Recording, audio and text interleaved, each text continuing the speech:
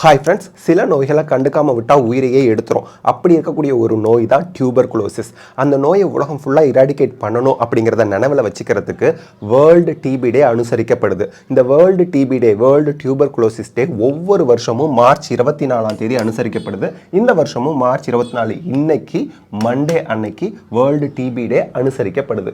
சரி, இப்போ டியூபர்குலோசிஸ் அப்படிங்கிற நோயை ஏற்படுத்தக்கூடிய கிருமி எது? பாக்டீரியா. இது அதிகமாக காம்படிட்டிவ் எக்ஸாமில் கேட்குறாங்க.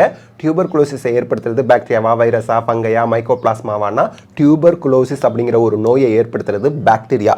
அந்த பாக்டீரியாவுக்கு பேர் மைக்கோபாக்டீரியம் டியூபர்குலோசிஸ். ஞாபகம் வச்சுக்கணும்.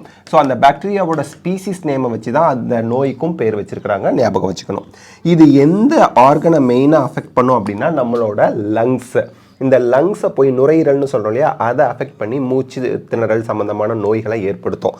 அது மட்டும் இல்லாமல் இது சிவியர் கண்டிஷன் அடையும் போது கிட்னி, ஸ்பைன், பிரெயின், ஈவன் ஹார்ட்டை கூட பாதிக்கும். ரொம்ப சிவியராக இந்த நோய் முத்தி போகும்போது. சரிங்க, இந்த நோய் ஒரு இன்ஃபெக்ஷியஸ் டிசீஸ்னு சொல்கிறாங்க. அது என்ன இன்ஃபெக்ஷியஸ் டிசீஸ் அப்படின்னா, நோய் ஆல்ரெடி இருக்கவங்க கிட்ட இருந்து இன்னொருத்தவங்களுக்கு பரவக்கூடிய தொற்று நோய். அதை தான் நம்ம இன்ஃபெக்ஷியஸ் டிசீஸ் அப்படின்னு சொல்கிறோம்.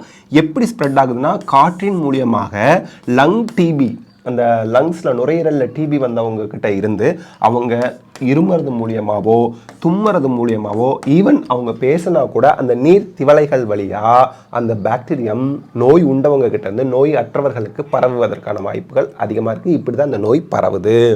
சரி, இந்த நோயை எப்படி குணப்படுத்துறது இந்த நோய் வந்தவங்களுக்கு அப்படின்னா ஆன்டிபயோட்டிக் ட்ரீட்மெண்ட் தான். அது என்ன ஆன்டிபயோட்டிக்னு நம்ம சொல்லக்கூடாது. அது டாக்டர் வந்து அனலைஸ் பண்ணிவிட்டு டயக்னோசிஸ் பண்ணிவிட்டு என்ன டைப் ஆஃப் அந்த டியூபர்குலோசிஸ் எவ்வளோ சிவியராக இருக்குது அதை பேஸ் பண்ணி என்ன ஆன்டிபயோட்டிக் கொடுக்கணும், எவ்வளோ டியூரேஷனுக்கு கொடுக்கணும் அப்படிங்கிறது எல்லாமே எக்ஸ்பீரியன்ஸ்டு டாக்டர் அவங்க வந்து நமக்கு சொல்லுவாங்க.